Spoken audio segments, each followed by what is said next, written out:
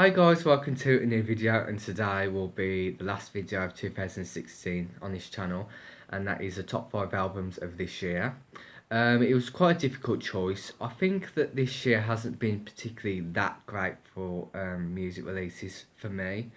Although in saying that, I think it has been a good year for more indie artists and sort of independent singers um, in the female world anyway. Um, and unfortunately, it's been quite a bad year for deaths as well. We've lost some really big names. David Bowie and Prince, of course, being on the top of my head thinking about it. So it's been quite quiet and I've moved on a bit, but I've got some great music albums here that I've just loved, and I think they'll stand the test of time for now. So we'll get started with the albums that could have made it but didn't make it into the top 5, but these are great albums nonetheless and deserve a mention from me. The first one is David Bowie, Black Star. Of course, this came out at the very start of the year, around when he died, and it was very shocking for the music world and the fans and everyone. And it's just seen as a goodbye album. I can't really listen to this like the other albums of his, because it's not only because it reminds me of his death, but I think it's because it is a hard album to get into, but once you understand the art of it, it's very good, and um, it will be remembered now as just the last album released by Bowie, and it'll be remembered. So yeah, it's quite a sad one, that one. But moving on to a more cheerful one, and that is Foxy's All I Need. This is another album that came out at the very start of the year, and it was very close to getting the top 5, and I actually thought it would be in the top 5 when it first came out, because I loved this album that much, and I was listening to it on repeat. Just a very good pop album. Unfortunately, it was a flop. Compared to a debut album, and I think I actually prefer this over a debut. I'm not sure why. I think the sound's a lot more progressive in this one. Still got that retro feel to it, and but there's some just amazing songs on here. Songs like "Cruel" and "Amazing," really big pop numbers, and there should have been big hits. And I hope she comes back with a third album. That would just be great. The next one is one that I'm not I'm sort of new to the artist. I bought one of her albums a few years ago, and I think it was the wrong album to begin with, so I didn't really enjoy it. But in saying that, I bought this album because she released one single off it, and I loved it straight away. And it's made me love her, and I want to discover her past work. And it's Regina Spektor, Remember Us to Life. Um, yeah, really great album. I think the album that I bought, I think it was the an EP or something, but it just didn't do it for me. But this is fantastic, and each song just sounds completely different to the other. Really quirky, and she's got such a beautiful, smooth voice, and I really would like to get this on vinyl. And I'm curious to hear some of her past work. So, any recommendations or any comments, please leave a comment. Another one is Sia. This is acting, and great artist and great vocalist, and this is a really great album. Great singles, Alive, Cheap Thrills, and also songs like Unstoppable. Just fantastic. I was going to get the deluxe, the reissue that just came out recently, but I didn't end up buying it. So I might do eventually, but this will do for now. It's just fantastic. And the last one, this album nearly made it, but it just didn't, and that is PJ Harvey, the Hope Six Demolition Project. I haven't listened to this album that much recently. It was one of those albums that I bought and I listened to it a lot, and then I sort of stopped altogether. So I'll probably need to go back to revisiting this, but it was a great album, and it's just classic PJ Harvey. Even though some of the content about the album, some of people might, think it's a bit controversial, but for me, it's about the music as well, and it's just a great album. And it's nice to see that it went to number one, her first number one album, and she's been around for like over 20 years. So it was a really great achievement for Polly. So yeah, songs like Orange Monkey are just fantastic, and yeah, fantastic album. Now we'll get started now on the top 5, and this is my top 5 albums. So we'll get started at number 5 itself, and that is Bat for Lashes, The Bride. I did an unboxing of this and the deluxe box set during the year when it first came out, and it's a really great album. It's set out like a movie. It's beautifully made, and it gives me goosebumps listening to it all the way through. And her voice, it's just so haunting. Natasha Khan. Even though I must say that I think I prefer The Haunted Man over this album, but in saying that, this is just she's progressing really, really much, and I can't wait to see what she does next. But I'm still listening to this now, and I discover something new every single time. So I highly recommend this, especially if you love art pop. The next one is an album that came out this year, and this really took me by surprise, and it's fantastic pop, and it's Familiar from Sophie Ellis Bextor. I love Sophie Ellis Bextor. The only thing is, the last album that came out before this one, Wonderlust, I liked it, but I didn't love it as much as her previous work. All the electro stuff she did, and even the stuff back in when she first started, like Murder on the Dance Floor and Take Me Home. I found it a little bit, but then again, it came out at a very difficult time in my life. It was very dark, and it came out just after Christmas, if I remember. So it really doesn't have many good memories.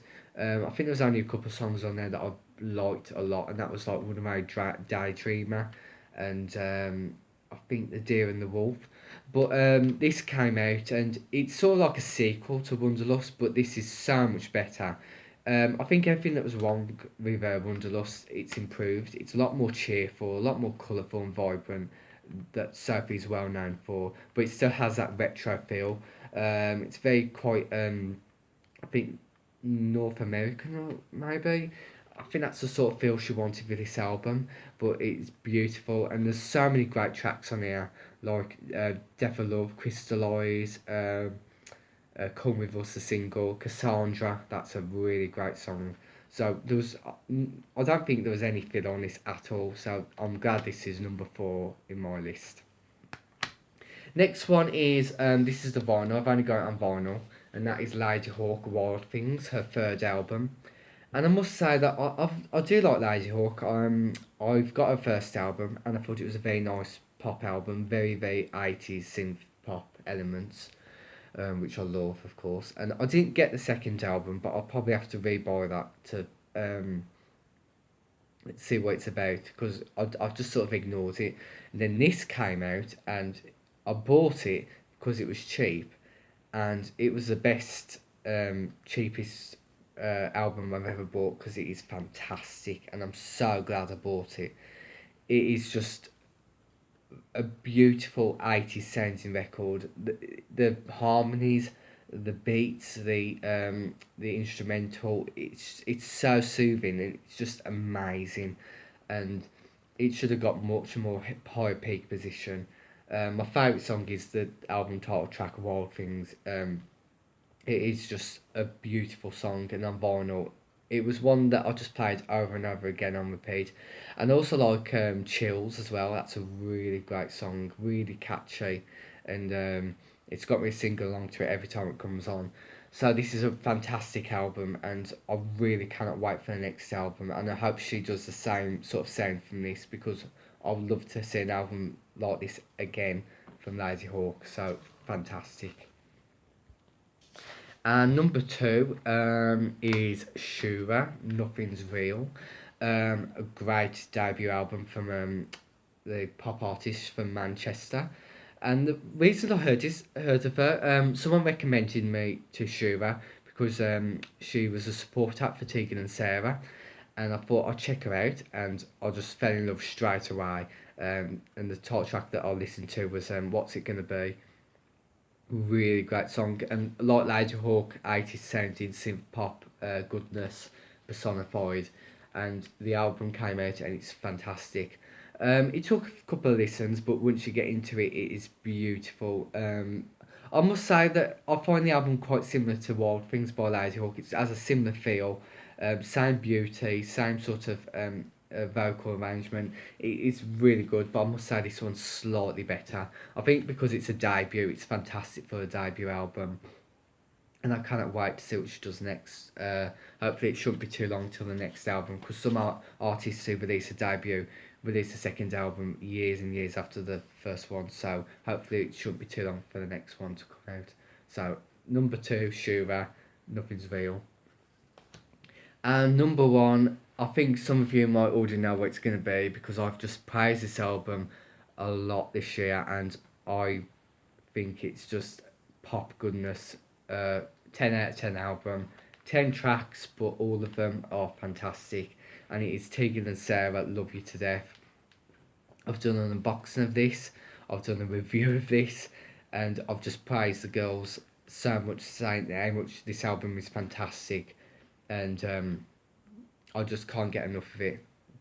I think I'm becoming quite impatient because I want them to release new music, but of course, good music can't be rushed, so we'll just have to wait. But this is a fantastic synth pop album.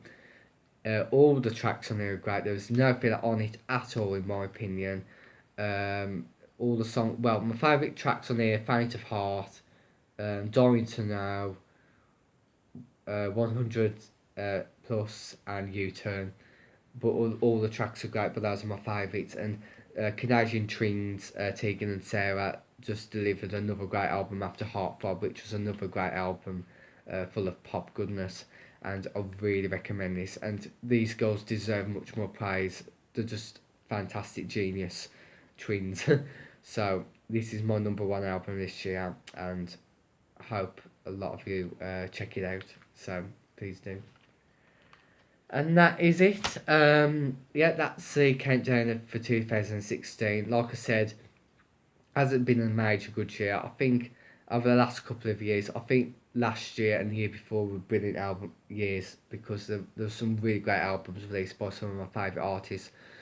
Hopefully, I keep saying this every year, but in 2017, Tori Amos will finally release her 15th studio album. I think there's a lot of rumours going around that she will, and I think it's about time, to be honest, because it's just been a while, and I just can't wait to see what she does next. So, yeah, that's one, and I think Paloma Faith is releasing something. I know she's just given birth to a baby girl, I believe, so hopefully she'll be doing something. So hopefully some other great artist releases. I can't really think of the top of my head at the moment who else. But yeah, that is it, everyone. I hope you all have a fantastic Christmas and New Year. And yeah, I hope you enjoyed the year with my videos, of course. And I'll see you next year. And God bless, guys, and speak to you soon.